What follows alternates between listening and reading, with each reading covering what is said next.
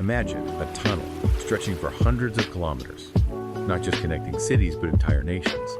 A grand vision that seems almost fantastical, maybe pulled straight from a speculative novel.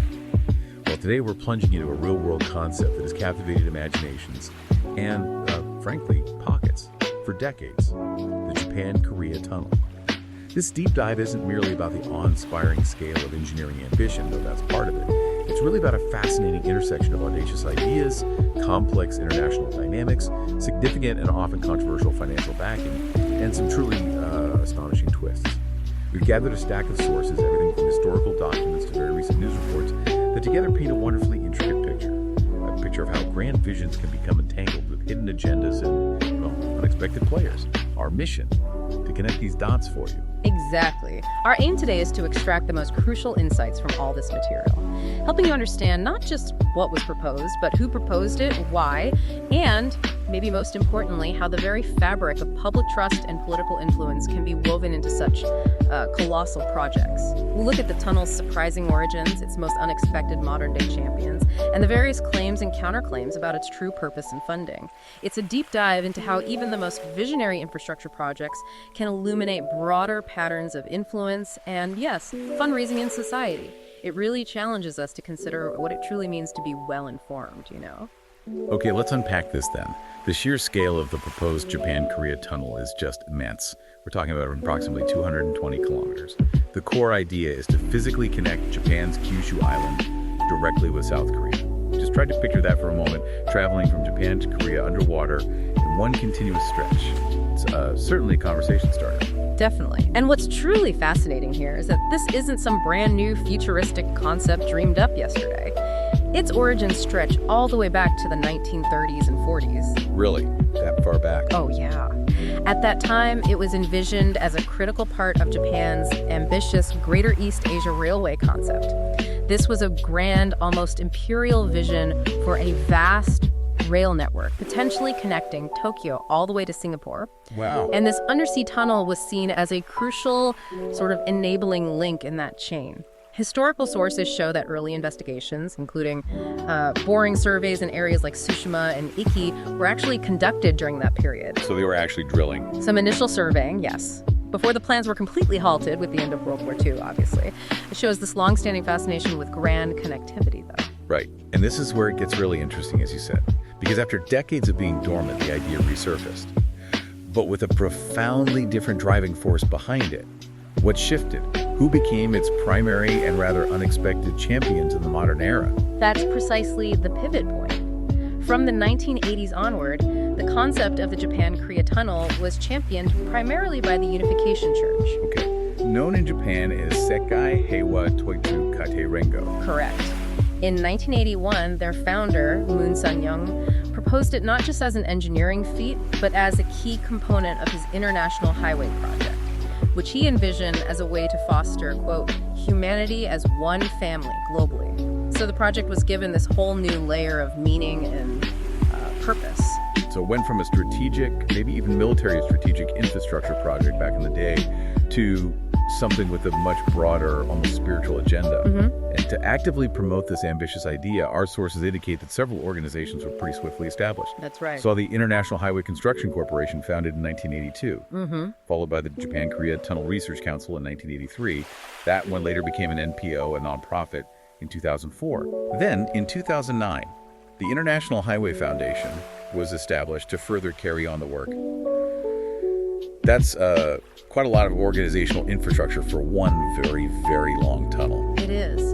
And a significant and, frankly, quite unique aspect of this promotion was something called the 1 millimeter movement. The 1 millimeter movement. What was that? Well, our sources indicate that believers were reportedly encouraged to donate 50,000 yen for each millimeter of the tunnel's proposed length. Each millimeter of a 220-kilometer tunnel. Exactly. When you think about a 220-kilometer tunnel, that's an extraordinary number of millimeters. That's billions of yen per meter. Potentially, yes. It really suggests a direct appeal to their faith and commitment for funding this monumental project, piece by individual piece, millimeter by millimeter. It wasn't just talk or abstract fundraising appeals.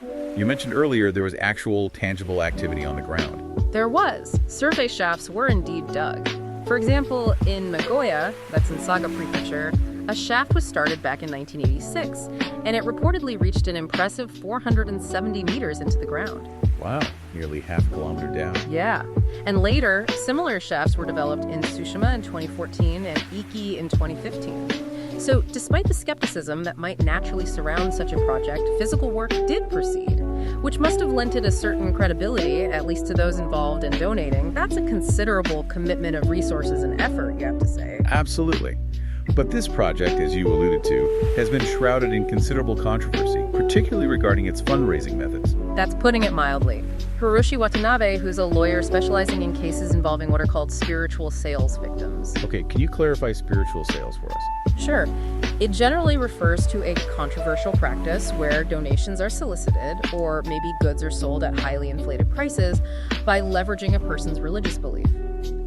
Often with promises that aren't material, or without clear prospects of the claimed benefit actually happening, it can sometimes lead to significant financial hardship for the donors. Right, I see. So leveraging faith for financial gain, essentially. That's the allegation in these contexts.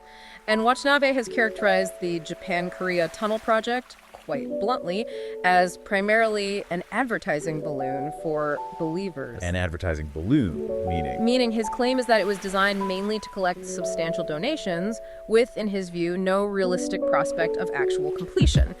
He alleges it has led to hundreds of millions of yen in damages for believers since 1981, suggesting, a pattern of financial exploitation through this specific project. That's a very serious allegation. Hundreds of millions of yen. And it seems these concerns haven't just faded away. They've continued into recent times. They have. More recently, in January 2023, the Mainichi Shimbun newspaper reported something interesting. They found that groups affiliated with the Unification Church had acquired quite extensive tracts of land in Kuratsu, which is also in Saga Prefecture, near one of the proposed tunnel entry points. Okay. And the connection? Well, the suspicion reported was that significant donations from these very same believers, possibly raised through things like the Millimeter Movement, were used for these land acquisitions. I see. So it fuels the concerns about the transparency and the actual use of the funds collected ostensibly for the tunnel project itself. Where did the money really go? Precisely. It paints a more complex picture. Now, what about the other side?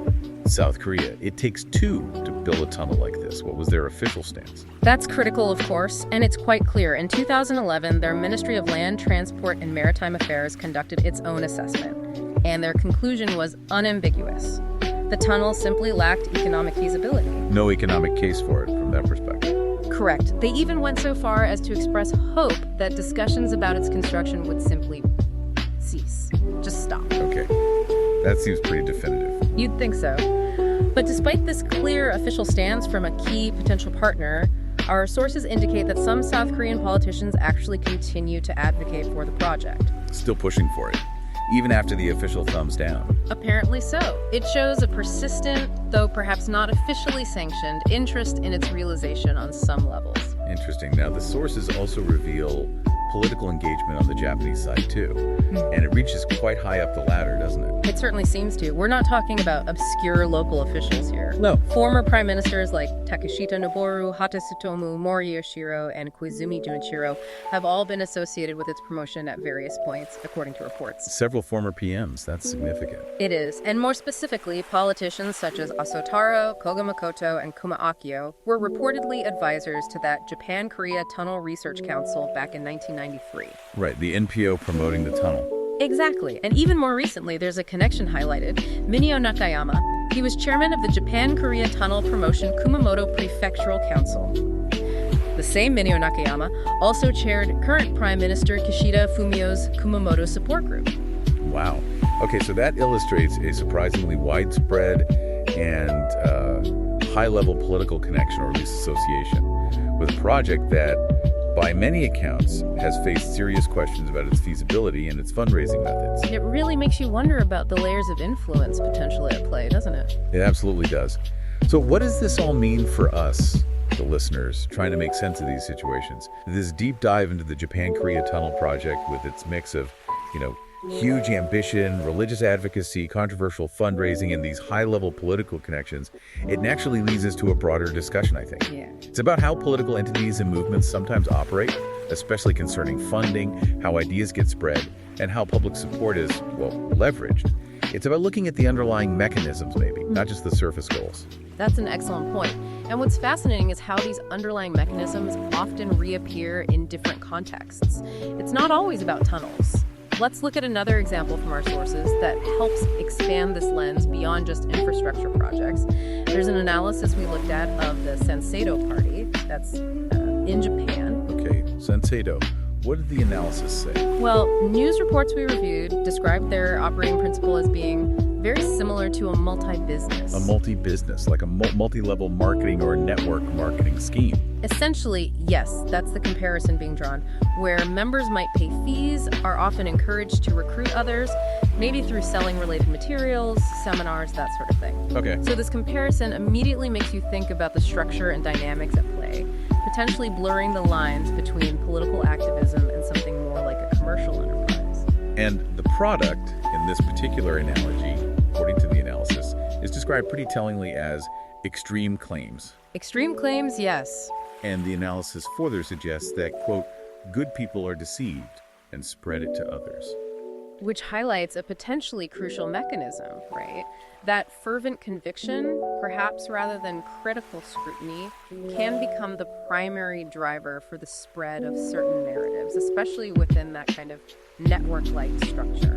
It's a powerful way to disseminate ideas, regardless of their basis, in fact, if that analysis holds true. Precisely.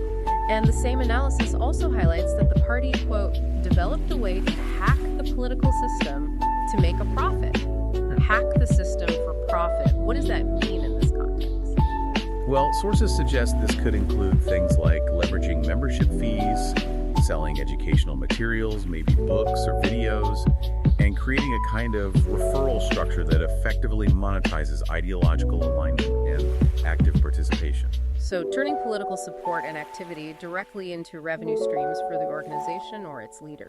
That seems to be the suggestion in the analysis. It points to concerns not just about specific projects like the tunnel or single organizations, but maybe about the very mechanisms through which political influence and support are generated and sustained today. It's a broader look at how different groups might leverage and even potentially monetize political engagement itself. Right.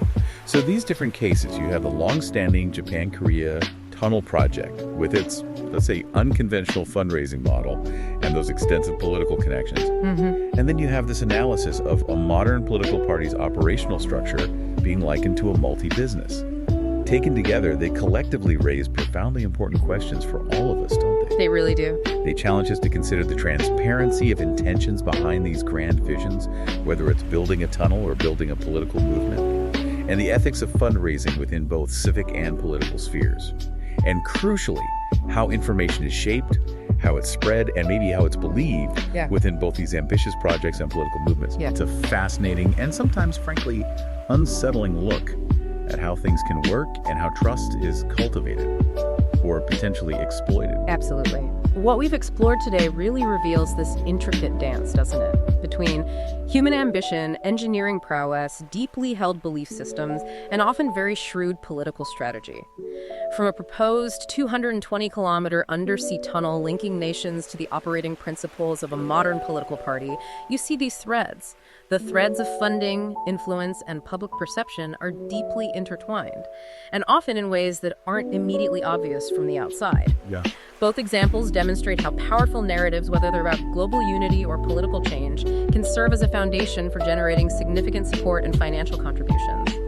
And sometimes this happens under structures that seem to diverge quite a bit from traditional models of, say, civic fundraising or political party operation. It's such a powerful reminder, isn't it, that being truly well-informed isn't just about knowing the big headlines or the stated goals of a project or a movement. Definitely not. It's about looking beneath the surface, asking those harder questions about the motivations of the various players involved, and really trying to understand the complex ecosystems, the financial ecosystems, the political ecosystems that drive both these visionary projects and these compelling political narratives. It forces us to ask, what is truly being built here, and who truly stands to benefit at the end of the day? Well said. So here's a final thought for you to ponder. Considering these intricate intersections we've discussed, ambition, finance, belief, political influence, What hidden agendas might we unknowingly be supporting or even unwittingly contributing to in other areas of our lives just by accepting things at face value? It's perhaps something worth mulling over the next time a grand vision captures your imagination.